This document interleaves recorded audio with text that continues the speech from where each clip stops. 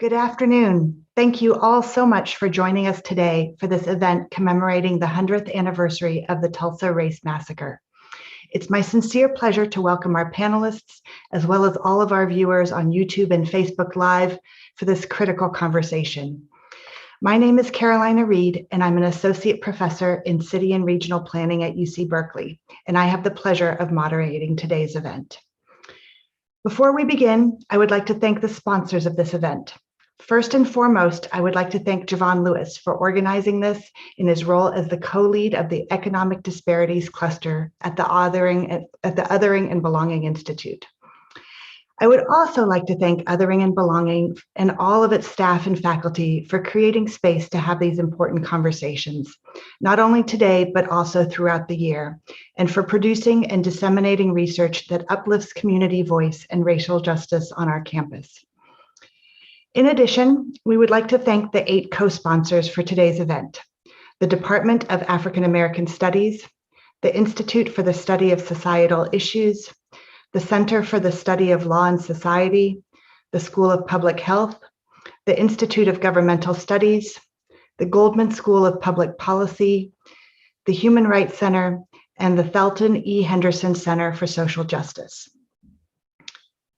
I would now like to invite you all to join me in a land acknowledgement. We recognize that UC Berkeley sits on the ancestral and unceded land of the Ohlone people, the successors of the sovereign Verona Band tribe of Alameda County. This land was and continues to be of great importance to the Muwekma Ohlone tribe and other familial descendants of the Verona Band. We recognize that every member of the Berkeley community has and continues to benefit from the use and occupation of this land since the institution's founding in 1868. As members of the Berkeley community, it is vitally important that we recognize the history of the land on which we stand. We also recognize that the Muwekma Ohlone people are alive and flourishing members of the Berkeley and broader Bay Area communities today, and we stand as allies in their struggles for recognition and justice. The conversation that we're going to have today centers on the Tulsa Massacre of 1921, during which, over the course of 24 hours, a white mob attacked Black residents, homes, and businesses in Tulsa's Greenwood neighborhood. Known as Black Wall Street, Greenwood was a segregated but thriving Black community, filled with Black-owned businesses and homes, a Black-owned newspaper and theater, and a rich cultural scene shaped by Black artists, musicians, and craftspeople.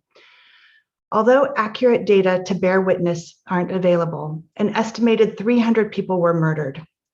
In just 2 days, estimates suggest that white rioters destroyed more than 1,200 homes across 35 city blocks, decimating more than $200 million of Black-owned property.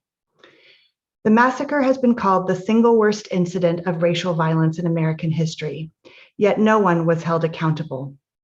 In fact, the state erased the massacre from the public record, failing not only to repair the harm done to Black lives and livelihoods, but precluding any healing through remembrance or recognition. 100 years later, we have outlawed overt racial discrimination, but the anti-Black racism that motivated the Tulsa Massacre is enduring. It manifests in the police killing of Black and brown men, women, and children, and in the extraction of wealth from Black neighborhoods through predatory lending and speculative investment. The silencing of Tulsa's history echoes in the missing body cam footage, the shifting of blame to Black bodies and actions, and all the ways we fail to name the ways in which racism operates in and through systems.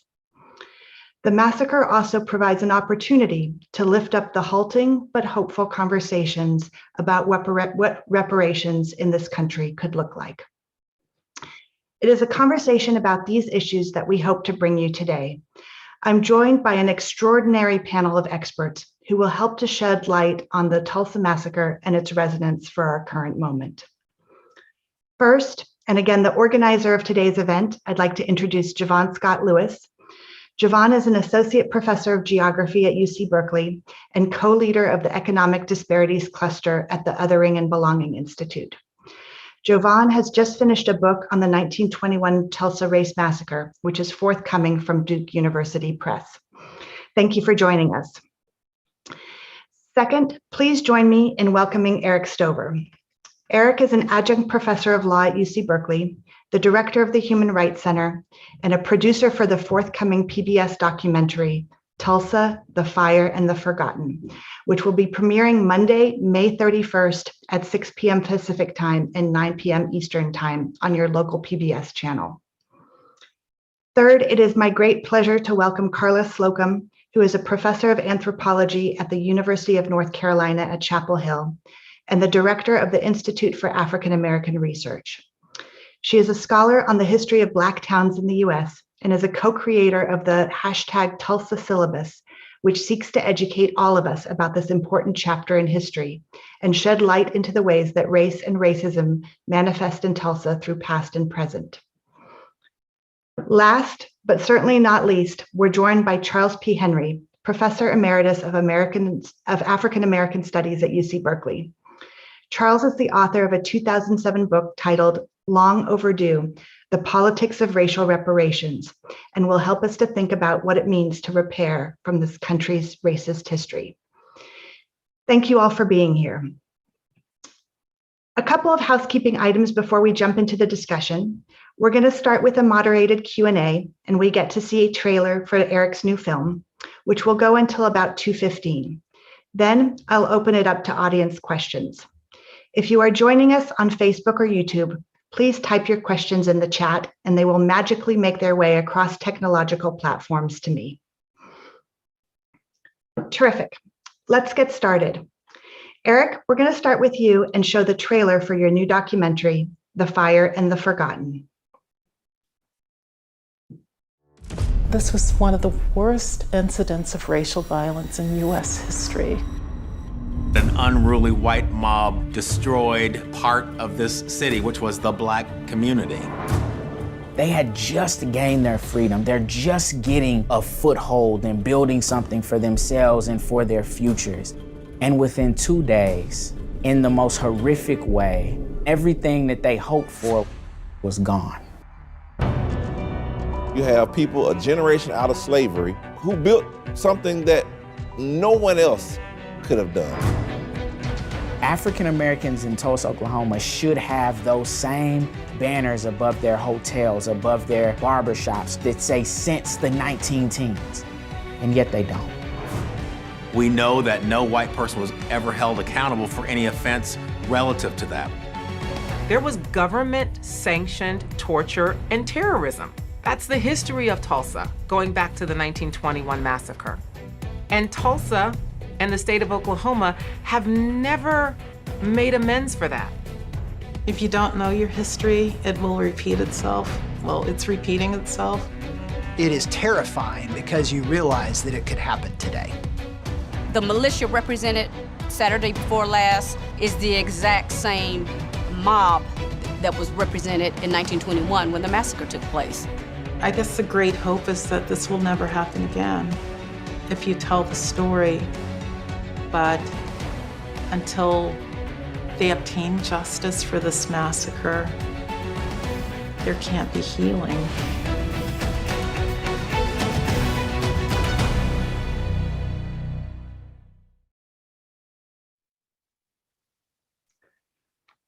Wow, even the trailer is really powerful. I can't wait to see the full documentary. Eric, could you just tell us a little bit about what inspired you and your co-producers to make this, and particularly to make this now?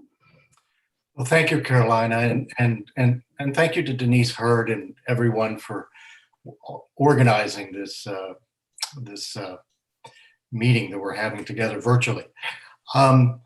Yes, the way this came together really goes back to 2018, and there are three of us who are co-producers. The first is Jonathan Silvers. He's the executive director. Jonathan has spent his career making documentaries on social justice issues here in the United States and around the world.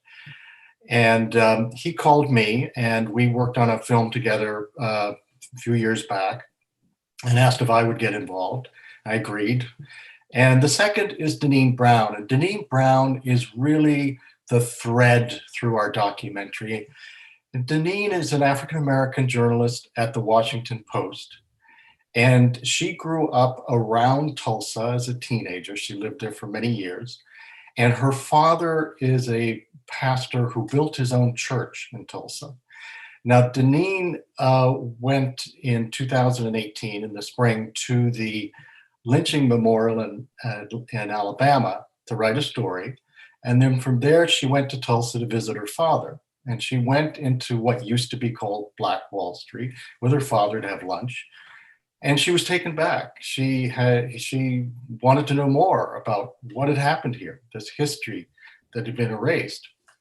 And she went back to the Post, and they told her to go back and write a story about it. And she spent quite a few months there and published an article in the Washington Post in September of 2018, asking, well, what's going to happen with the centennial coming? And a few days later, the mayor announced that there would be an investigation into the mass graves. And so we contacted Deneen, and I joined because knowing that this forensic investigation was taking place, because I spent most of my career investigating genocide and war crimes, mass graves around the world, and investigations here in the United States. So I wanted to become part of the process.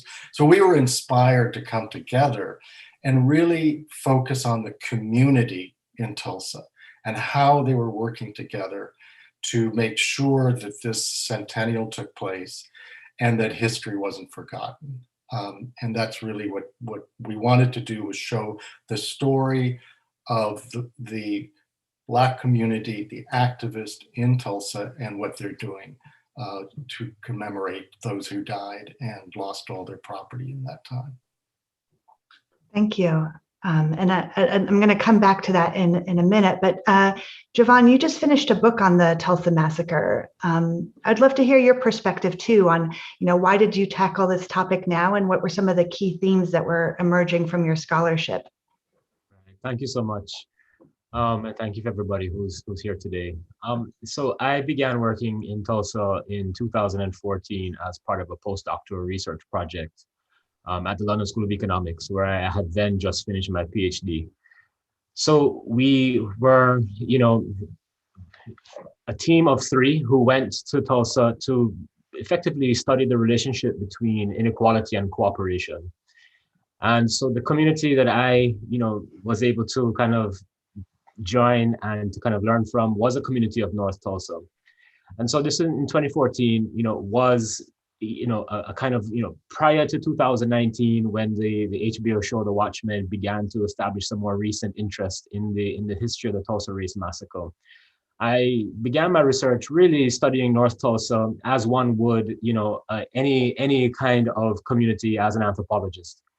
And as a part of that process, I began to learn more about the history of this community and the different ethics that they brought from their history into how they understood their ongoing circumstances, many of which were made possible due to a series of inequalities and of kind of a landscape of poverty. So for me, I began my research in Tulsa really thinking about, well, how do I understand the relationship between racialization and impoverishment, which was part of my PhD research in the Caribbean.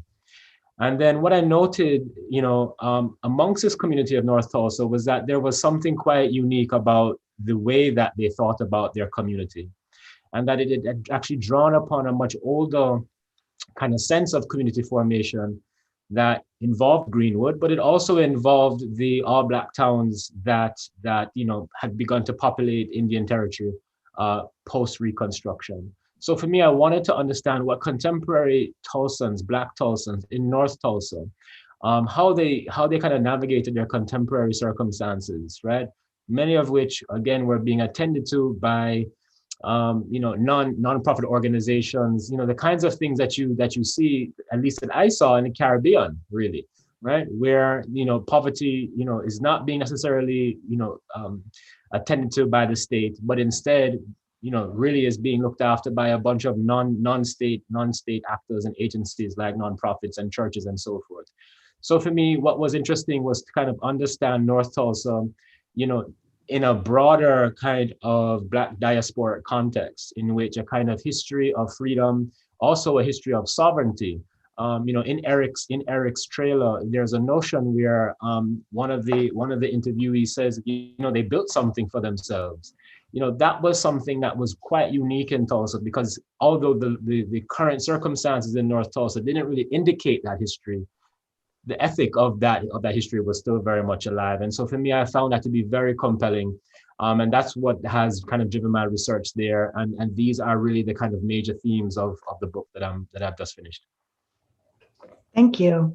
I think this connects really well, Carla, with your research on Black towns. Could you tell us a little bit more about what Black towns were, what they are, what were the processes that created these Black towns, and maybe a little bit of the themes from your last book? Sure. Also, I want to thank everyone for inviting me to be here. I'm really glad to be part of this conversation, timely conversation. As Jovan mentioned, yes, Oklahoma had Black towns, and I'm glad he's making this connection between Black towns and Greenwood or North Tulsa, because in fact, there is a deep connection between them. And I think that's something that's often not understood. So Black towns really were these places that were started at the end of, in the Oklahoma context. So the United States is replete with Black towns. Actually, I would estimate over 1,000. So you can find them in California and all kinds of places across the United States. But Oklahoma has a unique aspect to its Black town landscape. Black towns were these places where Black people lived, typically as a space to be freer from racial hostility, freer for the chance to have economic and social mobility, freer to build a Black community, and freer to be safe. And so they were really understood as these kinds of places where people could come and kind of create these kinds of possibilities for a kind of freedom for themselves. Not absolute freedom, of course, but freer. I really want to stress that point about freer. And so the majority were formed after Reconstruction, really sort of coming out of this process of the failure of all the hopes and promises of the Reconstruction era, and Black people really looking for spaces where they could achieve that kind of freedom.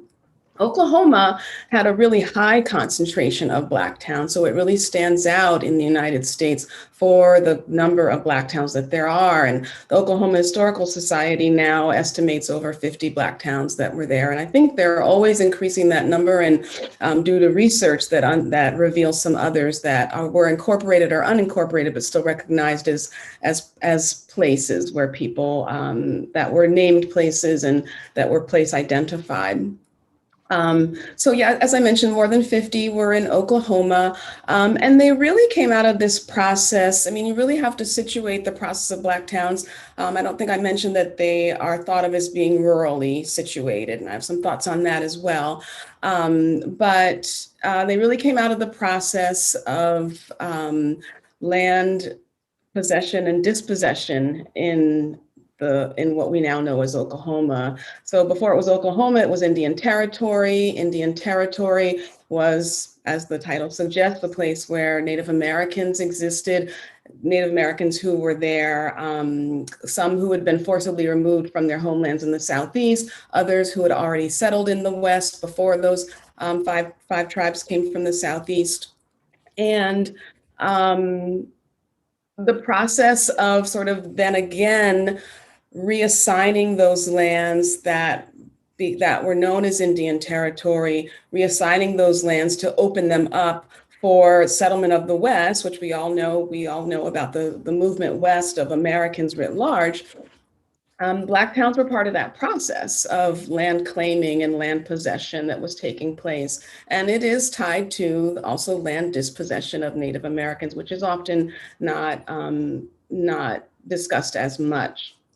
And so through that process was really the creation of these relatively small rural Black towns that were numerous across what we now know as Oklahoma. The story, you asked me about the significance of them. So there's a couple of ways to address that question. There is the issue of what they represented to people. So their significance was about that representation of a chance at freedom. They also have a contemporary significance, which is what I really focus on, a really sort of late 20th century, 21st century sort of significance.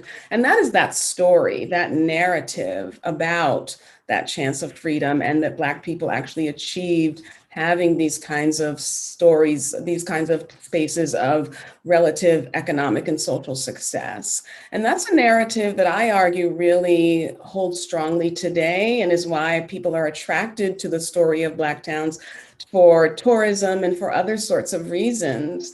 And so I think we can't deny and sort of just can't forget the fact that the Black town story is one that continues to have a lot of sway and importance for us even today.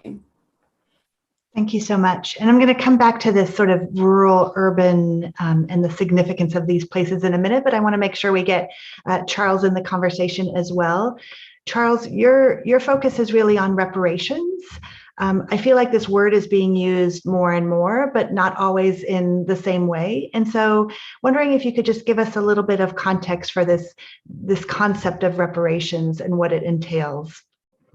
Well, it's about restorative justice rather than any kind of punitive justice. But as it relates to Tulsa and what I looked for in my work was a successful case of reparations. When I was doing my book in the early 2000s, not much was happening at the national level in terms of the HR 40.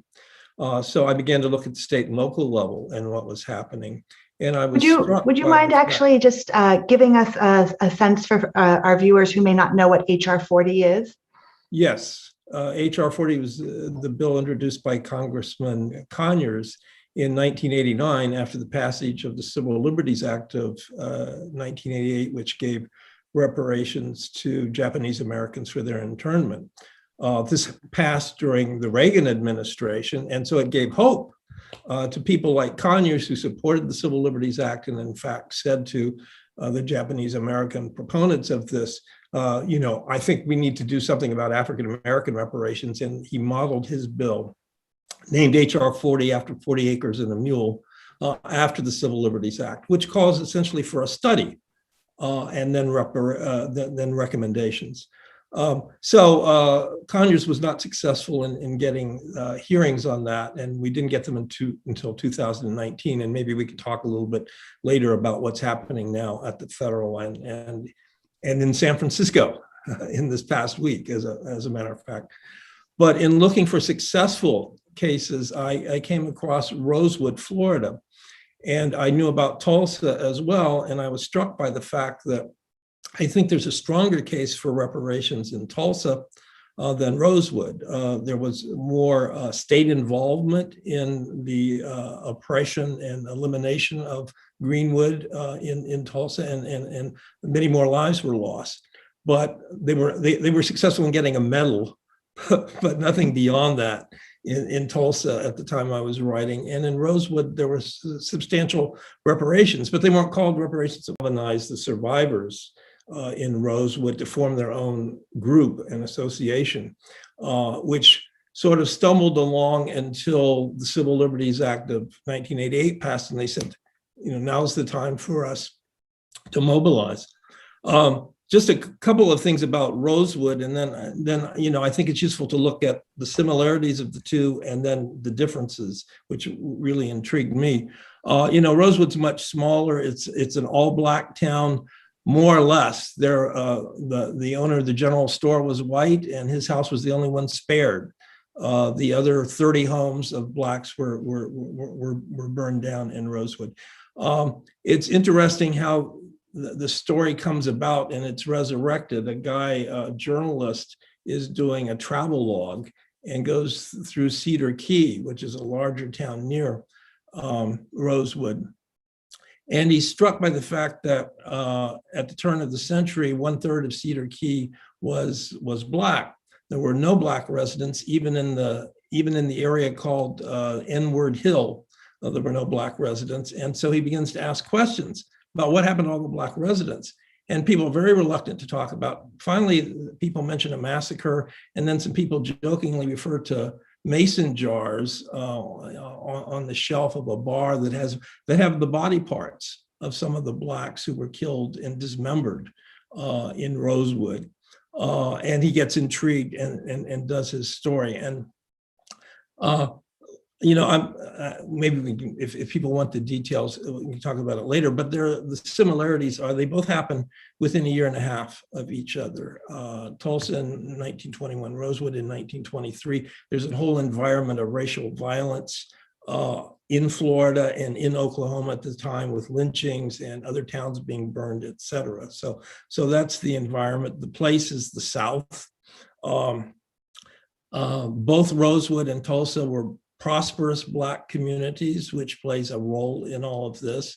And of course, the loss and the inability to pass along intergenerational wealth, which we see manifest today in the differences in wealth in our Black and white communities.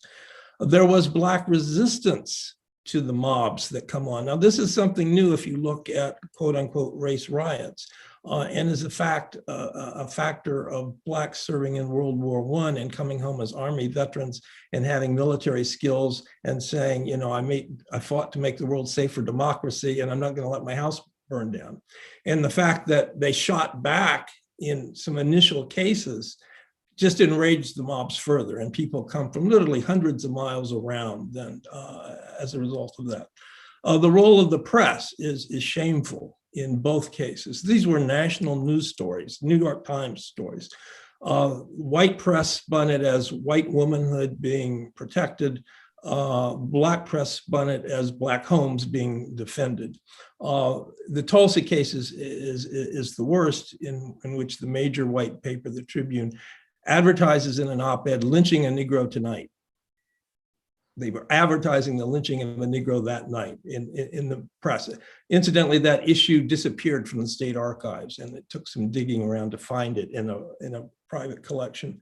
The failure of legal redress. There were legal suits in both cases, and I often talk about the differences between the legal process and the legislative process in terms of gaining reparations. And finally, they're both erased from history. It's kind of ironic that two of our most prominent American historians, Daniel Borstein, who was the Librarian of Congress at one point and has written a series of books on American history, and John Hope Franklin, an old professor of mine, are both from Tulsa and didn't write about it for many, many, many years. John Hope Franklin finally wrote about it. When I was sitting in his class, it was never mentioned. So that shows you how deeply buried it was in the feelings that were there. Well, the difference in outcomes, the Rosewood survivors got $150,000 each. There was a fund set up for property and regaining property, and there were scholarships offered to descendants of Rosewood folks. None of that happens in Tulsa, and I think there are 4 or 5 reasons, and I'll just bullet point them, and we can talk about them if you'd like. There's no dispute mechanism for things like moral harm, which in Florida, there's an ombudsperson.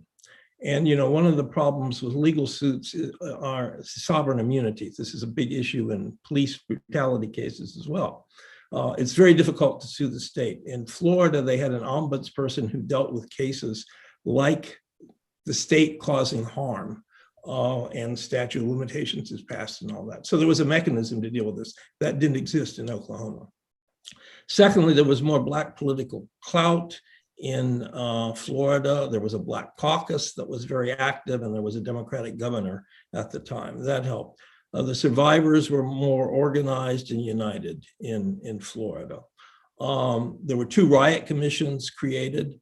The one in Rosewood was pretty much peopled by academics. The one in Oklahoma by politicians on sort of both sides of the issue, so it became a political football. And finally, and I think this is very important, it's true in the case of Japanese American reparations as well. They weren't framed as racial reparations, because when you talk about racial redress, flags go up. In the case of Florida, it was presented as land being unjustly taken from people.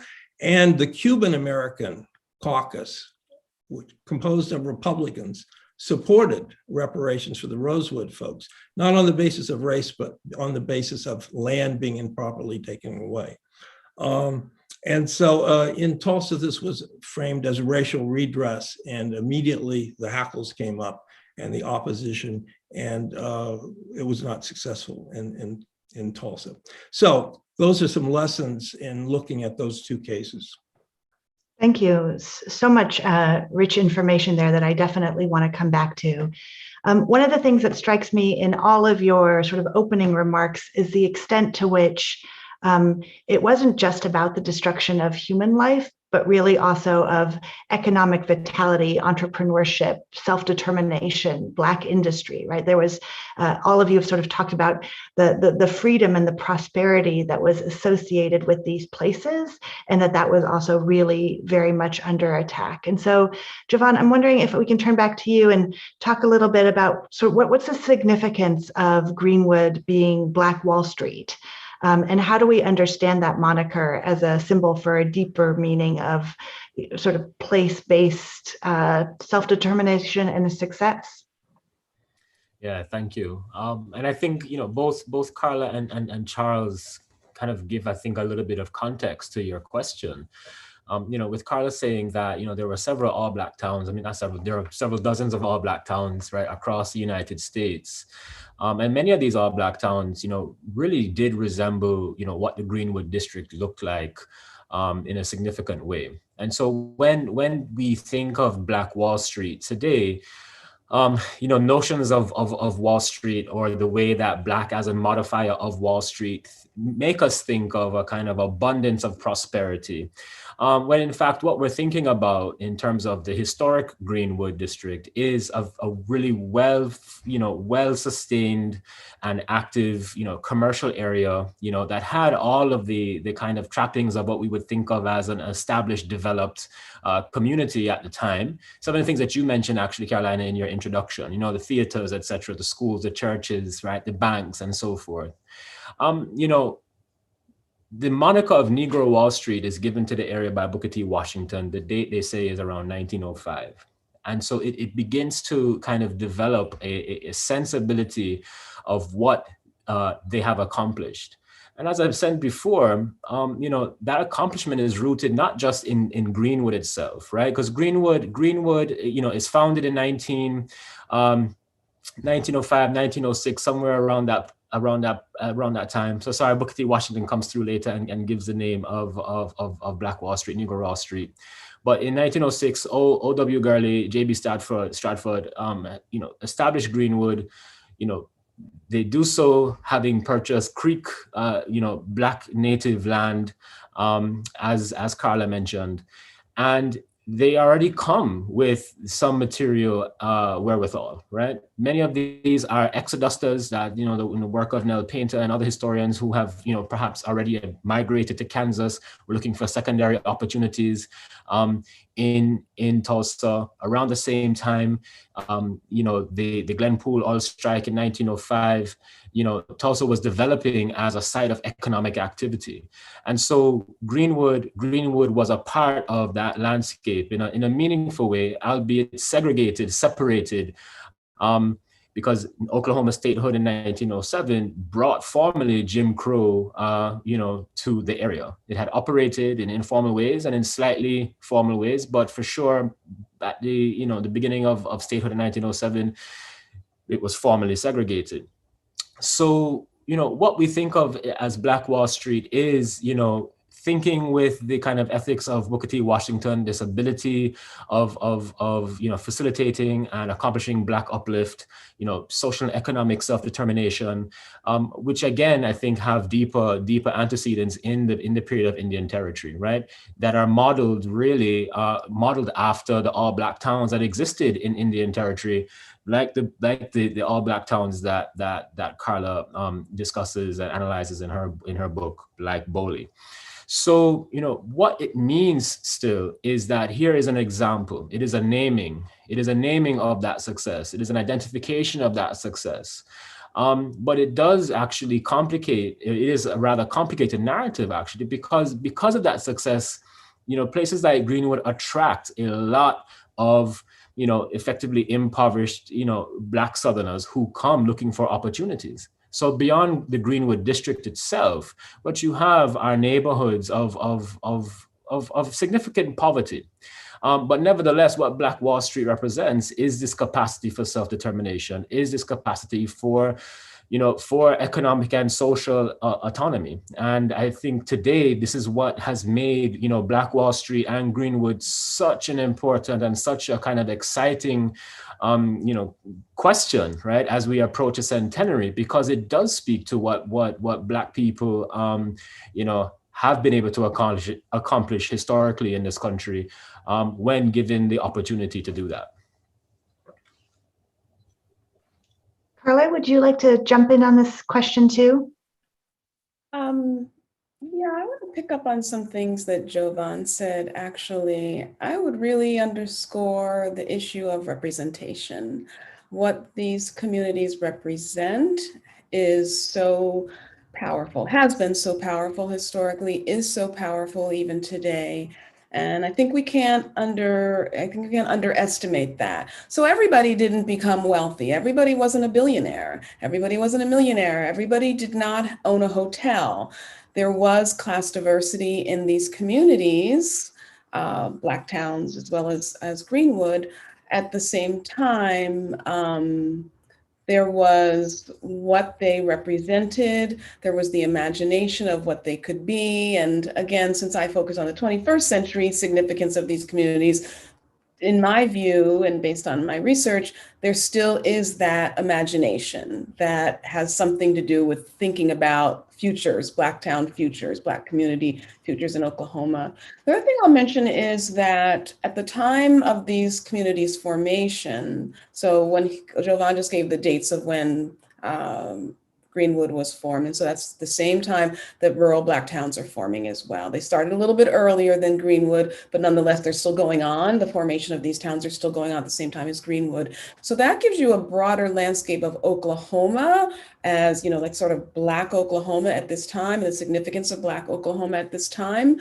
And there was, thought at this moment also about the potential of this becoming the only and the first Black state in the United States. And there were efforts to try to recruit people to come to Oklahoma to be part of a process where we can have a Black state. So there really was something pretty powerful about Oklahoma as a Black place. And I just want to mention that so often, I don't know about the rest of you, but so often I am, people kind of are surprised to hear that I'm studying something Black related to Oklahoma. That's not in the contemporary American imagination. First of all, we've already established that the history of Tulsa is more or less buried, and there are lots of people that don't even know about this history, increasingly because of popular culture and even just news in the past year. I would argue that it's become more part of our consciousness. However, for the longest time, people didn't even know about what happened in Tulsa. And if they knew about Oklahoma, they certainly weren't thinking about Black people in Oklahoma. And there really is work to be done to help the American public understand more broadly about not just the Black history, but the Black identification associated with Oklahoma. I think that's really, really important. There was something else that Jovan said that I was going to pick up on. Now it escaped my thought. Oh, the rural urban part. And you said you were going to pick up on that as well. I think one thing to think about is that conventionally, the definition of a Black town has been a rural community. But everything that is described about Greenwood, and I would argue other urban historically Black communities, fits the same processes that we're describing that go on in rural Black towns. First of all, in Oklahoma, when you start talking about the banks and the churches and the different sorts of institutions and establishments that were created, this sort of more or less kind of bounded community that was, at least certain boundaries of the community were understood as this Black community that had a certain kind of economic energy and social energy to it. you can find that in urban and rural spaces. Now in Oklahoma, the Oklahoma Historical Society, and actually all the tourism activities as well, definitely think about Black towns separate from Greenwood. For the most part, if you're gonna, you can learn about Black towns, or you can learn about Tulsa, or you can learn about Deep Deuce and Oklahoma City, but they're considered as separate kinds of spaces in Oklahoma. But there's a lot of similarity to what they represented and actually what they had materially and socially. So I think that's also something worth our consideration. And really interesting when we think about also these sort of blended urban rural spaces that still exist today, right? I think about like the southern border, like we think about some of those places as being rural, but they also have a lot of urban characteristics, and they have that same marginalization and sort of connections to production that you would associate with an urban area. One thing to think about in Oklahoma is Greenwood is probably only about 20, 25 minutes from a Black town. So even just spatially, they're not that separated, but then also socially and economically, there's a lot of interface, and there was historically a lot of interface. John Hope Franklin's father, of course, was already mentioned that he was a lawyer who left a Black town, Rentisville, and migrated first by himself to Tulsa to do legal work in Tulsa. Then the massacre happened, and later his family came and migrated there. Well, there are scores of families that have done the exact same thing with this migration. And there's even not necessarily return migration to Black towns, but there's a lot of sort of, I don't know, episodic kind of migration. People come and go for all different sorts of reasons. So there's a lot of interface between them. Fascinating. Eric, I'm curious to hear, in terms of people that you interviewed or pieces that you sort of collected around your documentary around these questions of the significance of Greenwood and Black Wall Street, and it's what it was representing to people and what imagination it was able to create. Did you sort of find that in making the documentary as well? Yeah, I would say many of the things Carla and Jovan have spoken about, we try to capture in the documentary. But I guess I'd go to just go back a little bit to the history too. And what we try and do in the documentary is really look at the past, the present, and the future. And when we're looking at the past, what we were looking at is in the documentary is the way in which the white mob gathered arms, and the police chief himself and others gave weapons and even deputized some of those members of the mob. Now that's, at that point, is getting it state sanction. As the 38, 39 blocks are destroyed, one of the things we try to capture in the documentary is to understand and humanize it. And I raised this from my own experience working on mass graves investigations in Guatemala, and Bosnia, Rwanda, Argentina, is when you're doing this work, you're working with the community, and you're coming to understand how this violence, this mass violence, has been passed on to not only the family members there, but also to future generations. So what we saw in Greenwood was, after the destruction and the ashes, you've got 10,000 people who are affected, more or less. Many of them are fleeing, and they're being caught, and they're being brought back and put in concentration camps. Others are being killed. We don't know how many. That remains, the total number could be between 39 and 300. And then those who were held in the concentration camps were allowed to leave if their white employer came and they were given a green label they could put on their shirt and be able to leave. And why I emphasize that is what happens next. There were 2 investigations, but nothing happened. No one was held accountable. No whites were held accountable. And the blame went onto that desire in Greenwood for social equality. And what you find is that Tulsa goes into, Oklahoma goes into this hushed silence. For the whites, the privileged whites there, it was, we need to keep this quiet because we are a prosperous oil capital here. And for the Black community in many ways, and this comes out in the documentary, was the feeling was, well, let's just don't talk about it. And so this hushed history takes place until eventually in 1997, there is a commission established by the state of Oklahoma. And that commission begins a full investigation. Now, one of the members of that commission was a forensic anthropologist, Clyde Snow, who I worked with for nearly 35 years. He died several years ago. And he lived in Norman, Oklahoma, and he led the forensic investigation of looking for the graves, which may be individual or mass graves, of the victims of the massacre. He wanted, in the end, he did ground penetrating radar, he found anomalies, and he wanted to have a full investigation to be able to begin exhumations of those potential sites. It didn't happen, and he was very upset about it.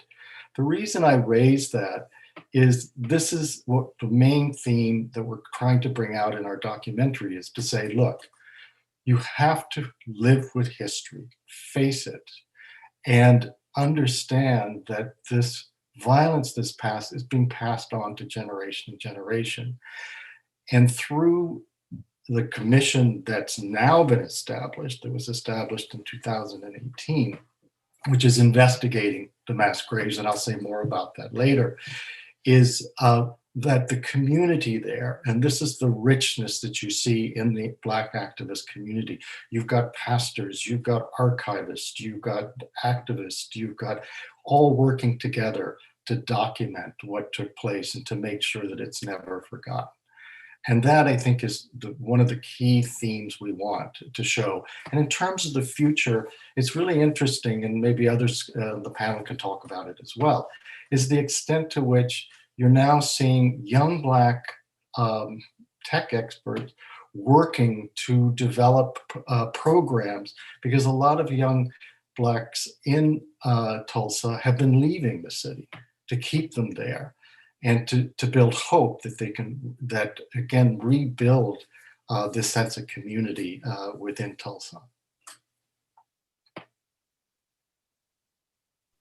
Thank you. And I think maybe you said that you wanted to say a little bit more about this excavation and what you learned in doing the documentary around this.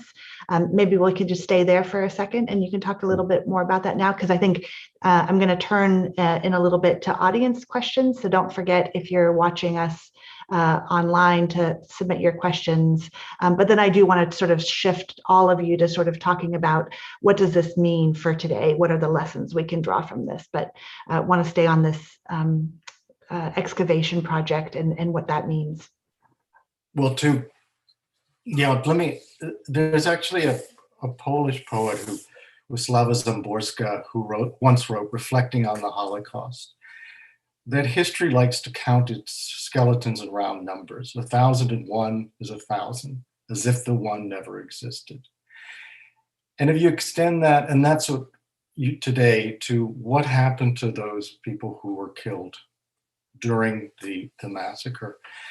And the investigation that's taking place today is made up of a team of forensic anthropologists and archaeologists, and African Americans. There's two very prominent African-American anthropologists who are working on it, Leslie Rankin Hill and Phoebe Stubblefield.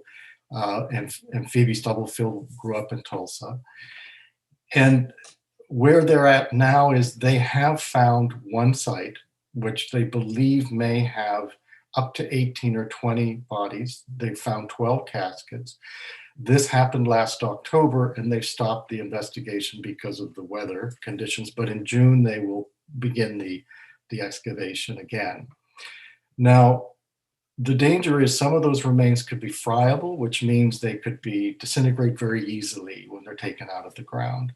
Hopefully not. If one can at least determine manner and cause of death, the trauma to the brains, that'll be important. The other, if DNA can be extracted either from the teeth, usually molars or fibia, then it could be possible that further, with a lot of work, it'll be difficult, there could be some identifications.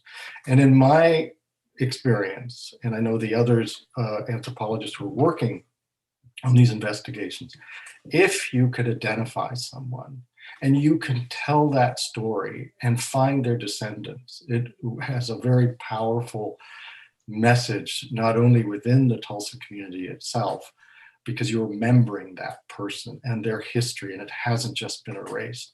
So there is that potential. But what will be important too, if these turn out to be the sites where the of massacre victims, will also be having memorial there, so people can visit and understand and learn the history, particularly young people, so that history is never forgotten. Thank you. Charles, I know that when we look at the International or Declaration of Human Rights, this idea of reparations really does incorporate some aspects of remembrance and recognition. Where do you think this reparations conversation or reparations advocacy needs to go, given this history in Tulsa and given what you told us earlier about the lessons and the differences between Tulsa and the Rosewood case? Well, since we've been talking about the South and violence, I'd like to shift the focus west to California and talk about the legal taking over of land, which is far more common. I was struck by a case reported in the LA Times a couple of weeks ago about Bruce's Beach, which is in Manhattan Beach, California.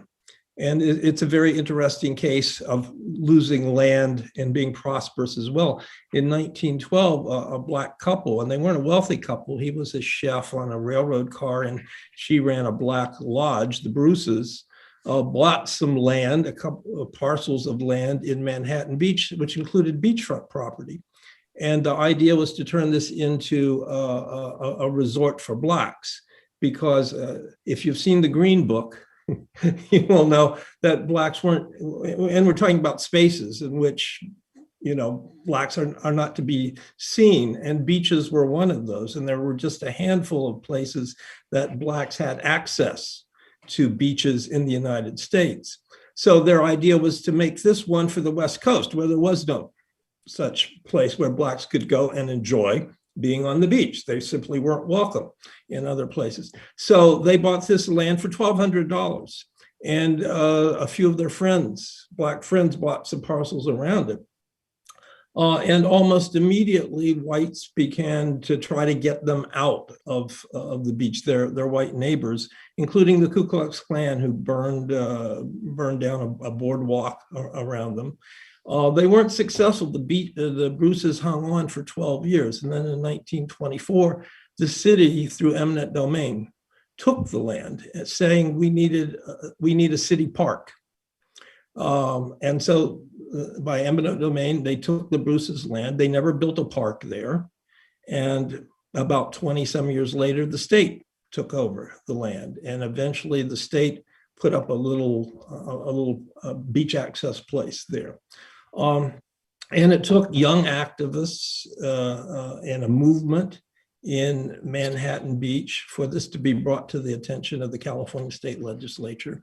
And this piece in the paper reported on a state bill that is returning the land to the Bruces, with the idea of maybe then the Bruce family and their descendants, which includes some Native Americans, by the way.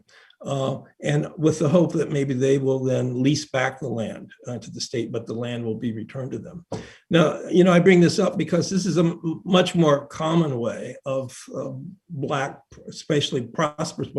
You know, obviously, this land in Manhattan Beach is very desirable now and worth millions of dollars. And the descendants of the Bruces had been denied that wealth. And so this is a much more common way of Blacks losing their land. You know, we could talk about Black farmers and the Pigford case in the 1990s, and the millions and millions of acres that disappeared that Black farmers had at the turn of the 20th century that by 1997 were down to a few, 2 or 3 million acres. So, you know, I don't want us in California to think this just happens in the South, and I don't want us to think that it's always a violent mob that's taking this land, but quite often it's done through the courts and through the city governments. Which brings up a much larger question about what role reparations can and should play, right? Because if we start to think about all the violent ways that Black land and Black lives have been claimed by the state or taken by the state, we really do open up a pretty big can of worms, right? And I think also even in my research, which looks at the foreclosure crisis in Black and Hispanic communities, the state was really derelict in its efforts to stop that type of speculation and land grab as well. Would love to think with you, where does this go when we think about all the Manhattan beaches in the world? Yeah, well, we're seeing across the country now. I mean, Evanston, Illinois is the most recent case, but in Asheville, North Carolina, in Iowa City, Iowa, in Amherst, Massachusetts, San Francisco, just this past week, the supervisors okayed a task force to look at, to come up with a comprehensive plan within 2 years. And quite often this involves real estate and housing discrimination and the inability to purchase a home or get a loan. And, you know, when people go to buy a house, it's their major form of wealth, but you're also looking at the schools and the opportunity for your kids to go to a good school, et cetera, et cetera. All those are denied when you take away the right to move and to sort of move into better neighborhoods. You know, we saw a piece just very recently, once again in the press, about people who, people preparing their homes for real estate and people who evaluate that coming in. And if the owner is Black, the estimate of the worth of the property is hundreds of $1,000s less than if the homeowner is white. So these, I think federal bill is fine to talk about. The current political climate in Congress is not conducive to that. To something happening in terms of restorative justice. I think we need to keep pushing there, but I think the much more meaningful discussions and the discussions that involve community and face-to-face kind of, I mean, we can sort of identify with testimony in Congress, but we're not there and we're not talking to people who are opposing that. If we can do this at the community level and at the city level and even at the state level, and there's a California commission now looking at reparations, then I think we can begin to establish some facts, which we know facts are, people have alternative facts these days. And I think it's important for us to establish what the facts are. And once we can agree to those facts, then maybe we can begin to talk about some healing and some restoration and some redress. But until this silence is lifted, and until we recognize what the real historical record is, the notions of somehow collecting a paycheck or a reparations check are sort of pie in the sky. We really need to talk about this at the community level. Thank you. I'm going to now just kick to the panelists this sort of broader question, and I'd love to start with you, Carla, about what is the significance of this for today? What is the meaning of Black towns today? What can we take from that for the current moment? What is the meaning of Black towns for today? Well, in my book, I talk a lot about Black town futures. And it goes back to some things I think that we already have discussed today, which is about the imagination, the power of imagining what those futures could be. And so I think in the case of Black towns, well, first of all, let me just sort of update. I don't think this has come up, that rural Black towns today in Oklahoma are very precarious, are very economically, infrastructurally, materially vulnerable. There's no question about that. They are quite small. They are John Hope Franklin's town of Rentisville. The sign says population 66. So you have towns that are under 100 people in some cases. At most, they are, sort of going closer, several hundred people. And so there's a lot of out migration. So people migrate out looking for work elsewhere. There's sort of a general sense that you can't survive in a Black town during your working years, during your working age. And so you will go elsewhere. You might go to Tulsa, but you might go to Oklahoma City, or you might leave the state. And there's a long pattern, decades pattern of people doing just that.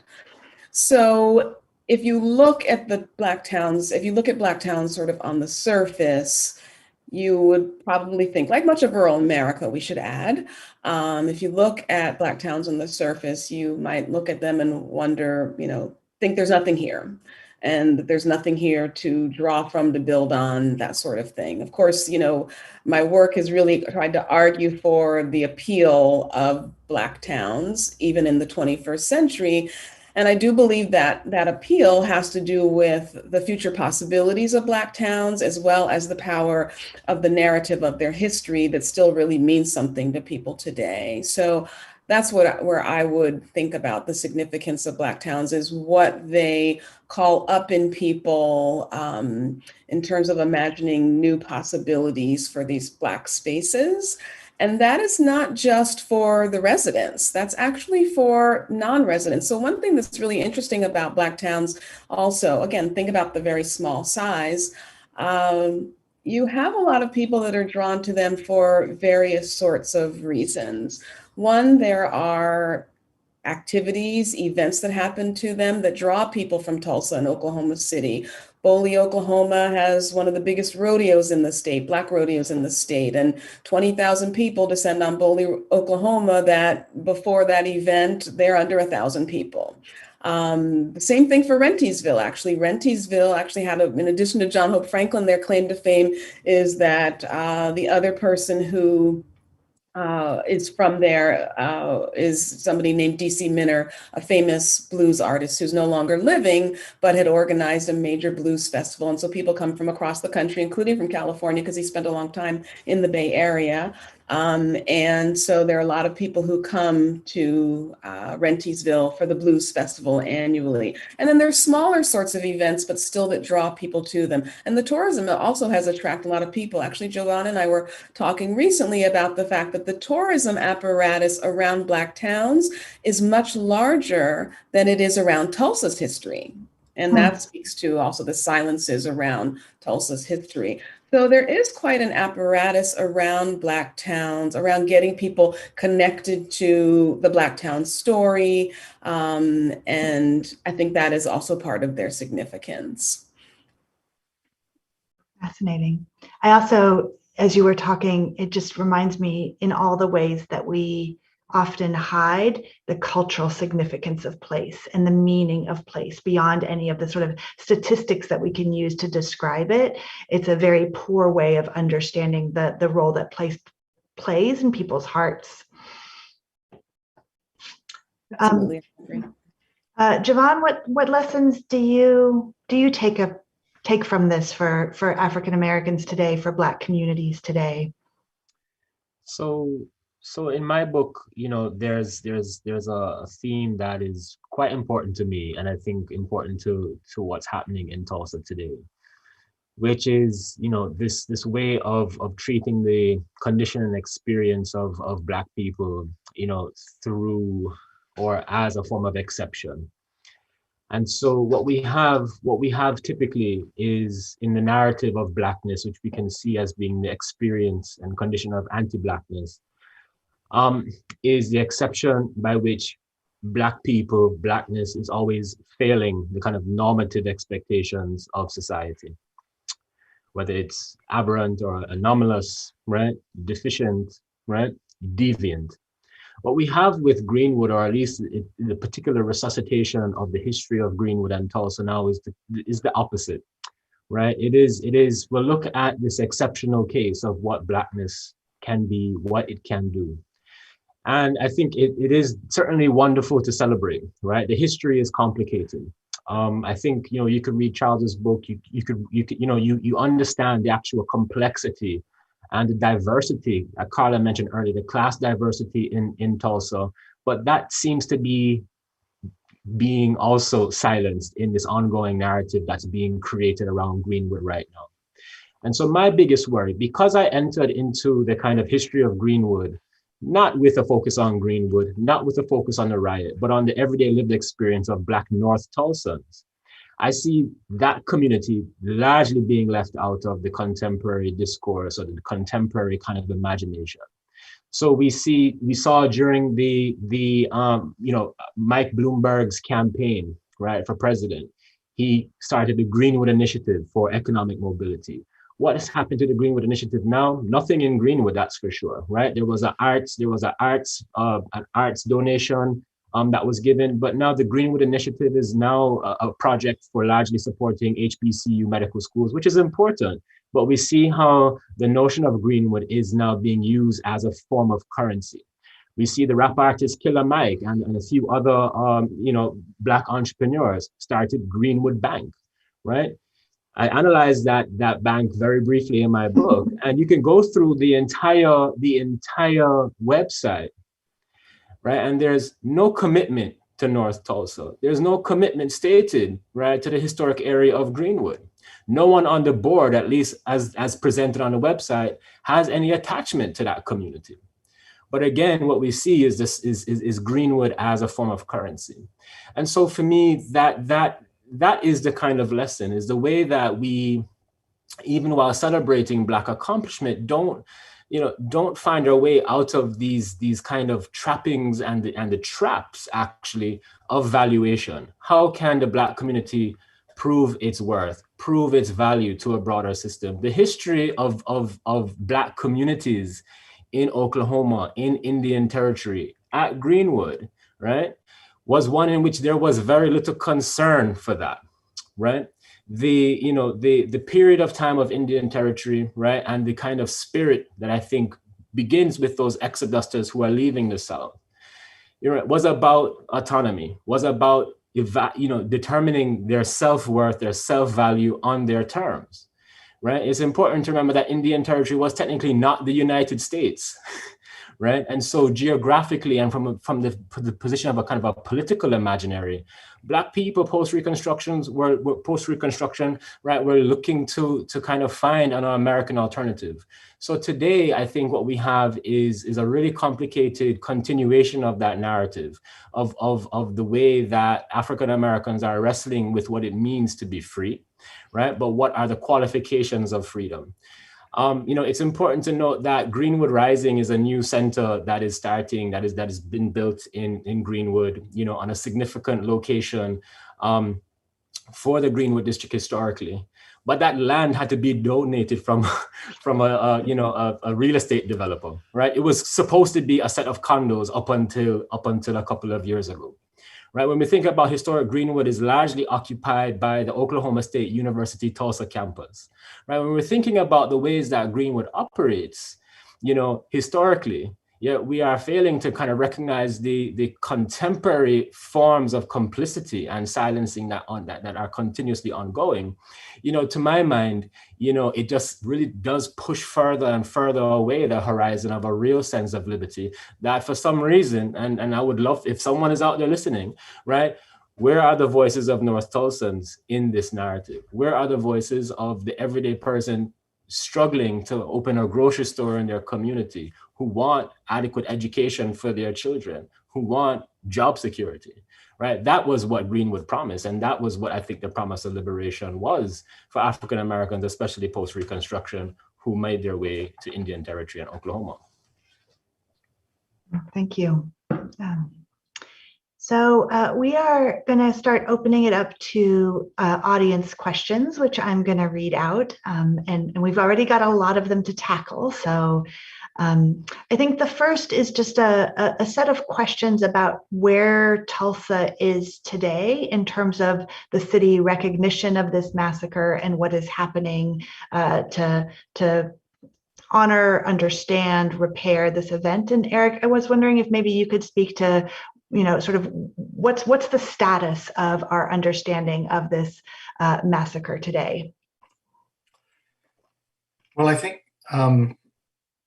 first of all, I would say that to Tulsa's credit, and actually to the mayor's credit in setting up this new commission, is is lifting this silence, as Charles mentioned, and facing what happened in the past, but also connecting it to the present.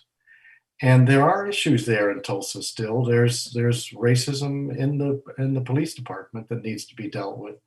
And in the documentary, we actually talked to one of the former police chiefs, and he's very firmly says this is a problem. And part of the problem is that often when white officers go into a black area, they kind of weaponize. They see they're ready for conflict, and this needs to change.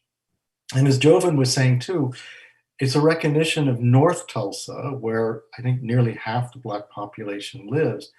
There's needs to be more opportunities, particularly for the children there, and that there's a lot left to do.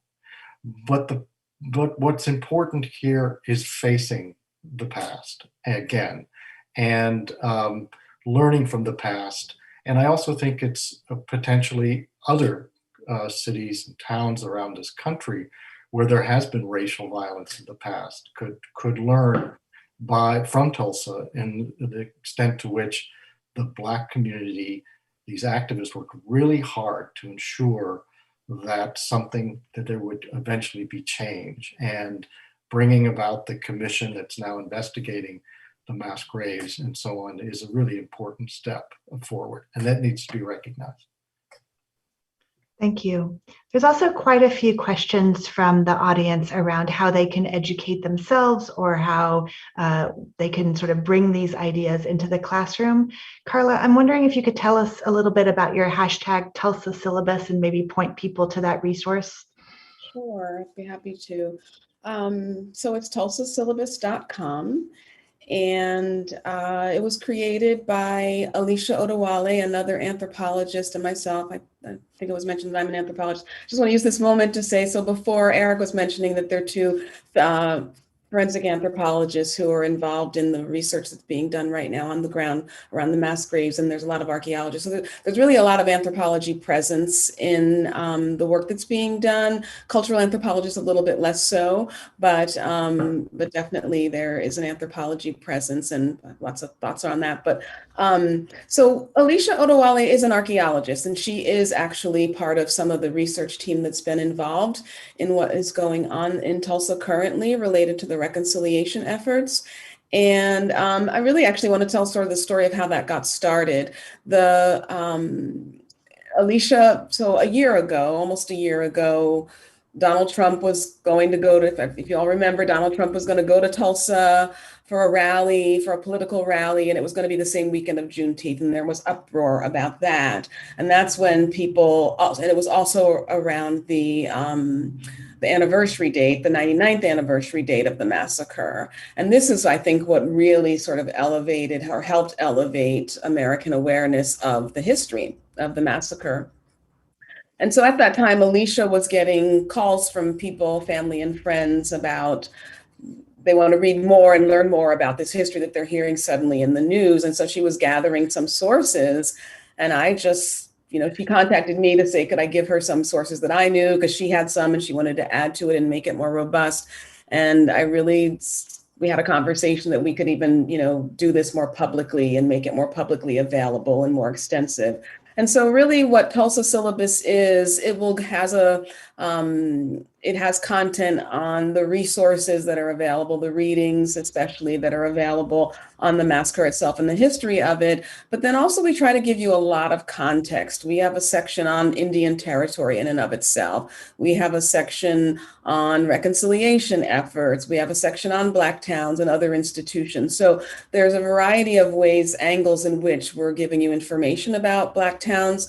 About Tulsa and the anniversary. There is also content there that is not just reading. So we give you exposure to different resources from popular culture, literature, music. So there's a variety of types of resources that are also available in the syllabus. And lastly, speaking to some things that came up in the prior question, I've been thinking a lot about the fact that this is also a good opportunity to get to know local organizations in Tulsa, because to Jovan's point, right now, Tulsa has a lot of currency, and there's a way in which the currency that it has does not benefit the local community. And so this is a time where knowing the local organizations that have been doing this work for a very long time, it's good to get to know them. And to that extent, some of those organizations are listed on the syllabus, including a section on Black bookstores in Tulsa. Terrific, thank you. I looked at the website before today's panel, and it's amazing. I highly recommend everybody go. So much rich material there to learn about this event. There's a set of questions that is trying to understand a little bit more the role of the state and the types of policies that help to create neighborhoods like Greenwood, but also the Black towns, and that also allowed for this type of state violence and police violence and race violence to occur, and questions about sort of how it intersected with Jim Crow. I don't know, maybe Jovan, you could take a first stab and then others can jump in, but trying to understand the forces that made this possible, particularly for this moment and this massacre. Sure, and I think Charles will have a lot to add to that question. Sorry to just conscript you into the question, Charles, but also I'm also going to get Charles, because the next big set of questions is around the reparations piece of it. So trying to allocate. Absolutely. So, I think one of the things that often goes under discussed is the fact that after the massacre in 1921, Greenwood largely rebuilt itself, right? I mean, there's such a reservoir of resilience and will in that community historically that in many ways, several years, after the massacre, Greenwood was seen to have found itself in a renaissance. What I write about in my book is just how the real dispossession, the real violence that could not really have been accomplished, or that was not effectively accomplished by those 2 days in 1921, were effectively, completed, through the very seemingly benign, or at least very commonplace and less sensational, less spectacular process of urban renewal. Right. So once you had redlining,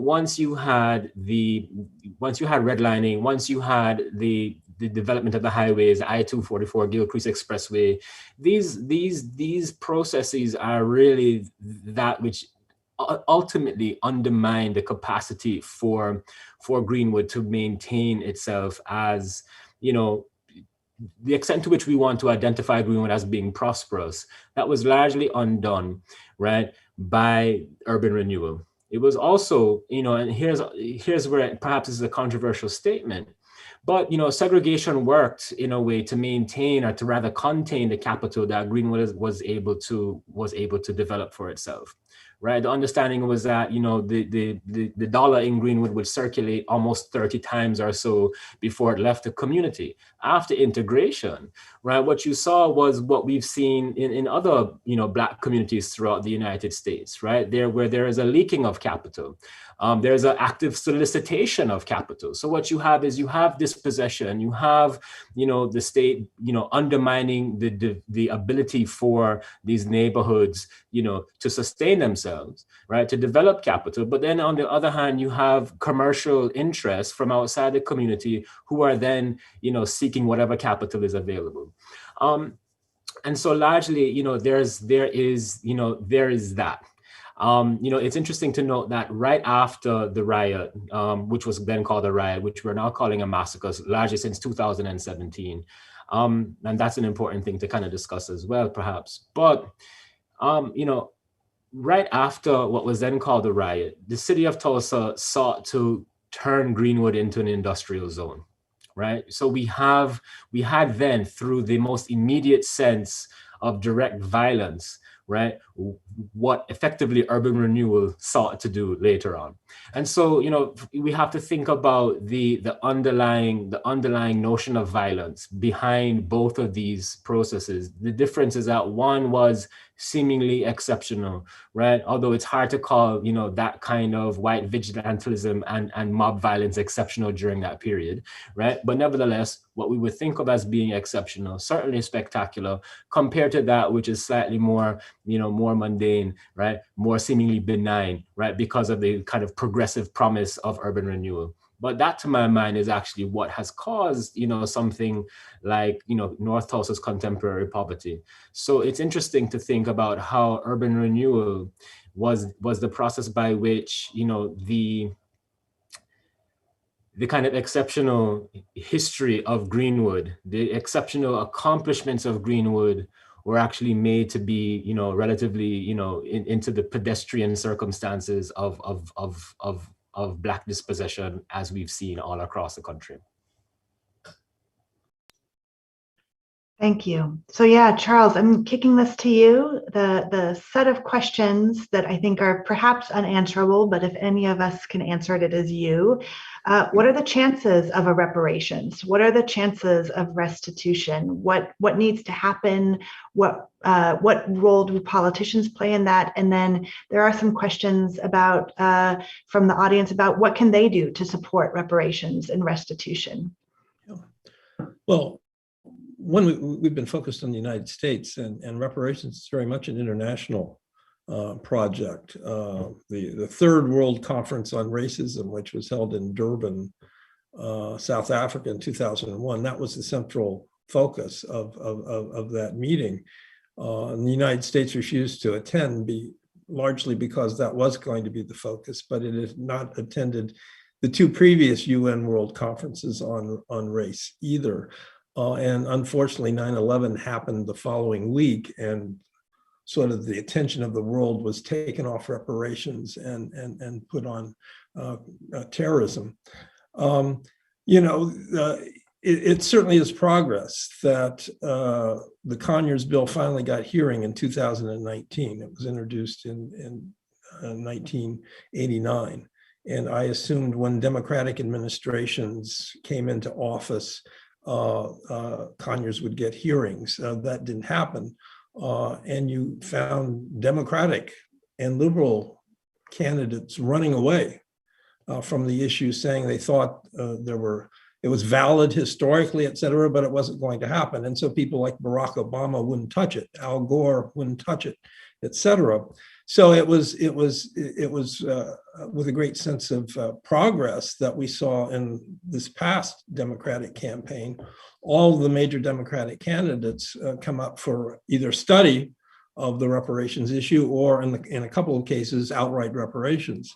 That was an immense shift over the last three presidential elections. So finally, you get hearings in 2019, and just last month, the bill was reported out of committee and now can go to the floor. I don't think the Democrats are going to touch it. I don't think Biden wants to touch it because it's been a kind of third rail in terms of public opinion, where fairly consistently 20% of the white population has supported some sort of reparations, 80% of the Black community. The sides have polarized a little bit, and we're willing to discuss it now in the Democratic Party, but obviously there's not majority support in the white community for it, just as there has not been majority support in the white community for the Democratic presidential candidate. That being said, the Civil Liberties Act of 1988, if you look at the formation of that, and John Tadaishi, who was a leader of that, has a new book out called Redress, and he talks about this. They asked him in 1980 what he thought the chances of reparations for Japanese Americans was, and he said about 1,001. And some people thought that was optimistic. And it took 8 years, but they got it, and they got it signed by Ronald Reagan. So I would never say it's impossible. We've seen some progress in terms of this issue getting aired now, and candidates coming on board with it. So, I think by all means, and there are a number of important organizations pushing this, and one can get involved in NCOBRA or any number of those organizations. But I would look, if I were going to get involved at my local level or at the state level, where very important things are going on. North Carolina and California, for example, led the nation in forced sterilization of Blacks and poor people. There were 7,000 in North Carolina up to about 1950 or so. North Carolina has recognized that and has established some funds. Chicago City Council offered reparations to people who had been tortured by the police in Chicago as a systematic practice in one precinct. So throughout the country, there are issues like this, or in your state, there are issues like this, where you can make a difference. And you can certainly lobby your senator or your congressperson, but I wouldn't hold my breath on that, and I would get involved at some, or at my university, where you can take the names off of buildings like LeConte Hall. The LeConte brothers were setting up a University of the Confederacy at the time that the Confederacy lost the Civil War, so they came west to Berkeley and brought some of their ideas with them. And so you can look on your own campus in your own community and find, I think, very worthwhile projects that lead to interesting and in the most optimistic cases, healing discussions. Thank you for that. I think this also goes to one of the other questions about, what other events similar to Tulsa Massacre have been erased from U.S. history. And I think we need to do the work of uncovering all of those hidden histories, because I think they can probably be found in every single community. We are almost at time. I want to give each of the panelists just 30 seconds for wrap-up comments, things that they want to plug or say, and then I'm going to close us out. Eric, would you like to go first? Well, thanks everyone for joining. And I just, I guess what I'd like to, again, just end on is a tribute to the activist community in Tulsa and what they have done and how hard they've worked together to make sure that something happens here at the Centennial, and that this lifting of this past silence is done. And I think that's a great tribute, because where I've worked around the world it's in the communities, and those communities need to be recognized and honored. Thank you. Charles? Yeah, I stopped with the international with Durban, but some very interesting things have been going on internationally, including the repatriation of African art by Dutch governments and the French governments, fellowships by the University of Glasgow and Oxford to Caribbean students, and the setting up of research centers there. CARICOM in the Caribbean probably has the most extensive 10-point program in terms of reparations for the area. And so I see the commemoration of Tulsa in a kind of global context in which it's an important part for the United States, and for this recognition that, thanks to Black Lives Matter and some other things, is going on globally. Thank you. Carla? I will echo what others have said. My gratitude for being included in this conversation. It's been It's been good to have this chance to have a dialogue with everybody. I think I'll reiterate what I mentioned before, that I think I encourage everybody to, I'm appreciative of the questions about getting more educated about the history and about the communities. And I would encourage people to do some looking into the local organizations that are doing the work and that could use the support. I really would recommend that. And I'll also mention the Tulsa Centennial Commission, which is tulsa2021.org. And there's lots of information, educational information, and then lots of information about the various organized activities that they have now up until the anniversary dates, which are coming up, but also even I think they have some activities beyond that as well. Thank you. And Javon. Yeah, thank you. Thank you everybody for being here. I'd just like to end on, I think one of the greatest dispossessions that African Americans have faced is a dispossession of our imaginations as to what freedom can be. It's over the generations, it's become increasingly narrow. And I think what thinking about Greenwood, what thinking about Tulsa, what thinking about Indian Territory does for us is actually, gives us an opportunity to widen that scope of what freedom looks like and where freedom can be, and how it can be built. And so I just want to kind of, encourage people to take this moment as we, arrive at the centenary of the Tulsa Race Massacre, as well as the anniversary of George Floyd's murder last year, that we think about the kind of horizons of freedom and to be bold when we begin to imagine them again. What a lovely sentiment to end us.